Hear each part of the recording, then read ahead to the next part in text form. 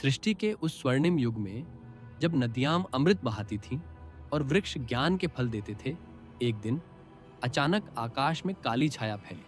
वह छाया थी दुष्टासुर कलक्षण। उसके नाखून लावा से तप्त, आंखें अशुभ लाल और स्वर गर्जन जैसा। उसने सबसे पहले ब्रह्मा के दिव्य पुस्तकालय पर हमला किया।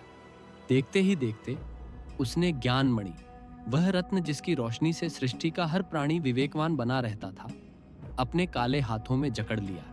उसी क्षण विद्या का प्रकाश लुप्त हो गया। गुरुकुलों में अंधेरा छा गया। अर्षियों की जिह्वा से वेदों के मंत्र गायब हो गए और मनुष्य अज्ञान के जाल में फंसकर एक दूसरे पर संदेह करने लगे। पर कलक्षण का लालच शांत नहीं हुआ। अगले पूर्णिमा की रात, जब विष्णु की करुणा कामधेनु अपने स्वर्णिम खुरों से धरती पर दूध बरसा रही थी, तब उस दानव ने उसे जंजीरों से बांध दिया। उस पल से प्रेम सूख गया। माताएं अपने बच्चों को भूल गईं। भाई ने भाई का गला घोंटा और भूखे बच्चों की चीखें आकाश तक पहुंचने लगीं। और फिर सबसे भयानक चोरी, महादेव के तांडव के उस पवित्र ताल को, जो सृष्टि के नृत्य को संतुलित करता था, कलक्षण ने चुरा लिया। अब विनाश अनियंत्रित हो गया। युद्ध कभी न रुकते, आग कभी न बुझती, यहां तक कि देवी साक्षी का न्याय कलश भी टूट गया। पाप और पुण्य का अंतर मिट गया।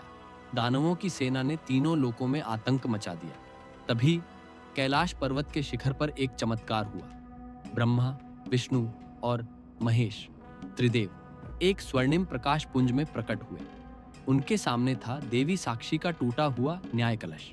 ब्रह्मा ने अपनी 4 भुजाएं फैलाईं और गर्जना की, यह दानव अज्ञान के अंधकार में भटक रहा है, मैं उसे ज्ञान की लौ दिखाऊंगा। विष्णु ने शांत मुस्कान के साथ अपना शंख उठाया, मेरी करुणा की लहरें उसके हृदय को गलाएंगी। और शिव, उन्होंने कोई शब्द नहीं कहे, बस अपनी तीसरी आंख खोली और कैलाश का सारा पर्वत कांप उठा। उसी रात त्रिदेवों ने कलक्षण को चुनौती दी। ब्रह्मा ने सबसे पहले हमला किया। उन्होंने ज्ञान मणि को अपनी हथेली पर रखा और उससे एक ऐसी ज्योति फेंकी जो सूर्य से भी तेज थी। पर कलक्षण हंसा, ब्रह्मा, तुम्हारा ज्ञान तो शब्दों का खेल है। और उसने उस ज्योति को अपनी छाया में समेट लिया। फिर विष्णु ने वराह अवतार धारण किया।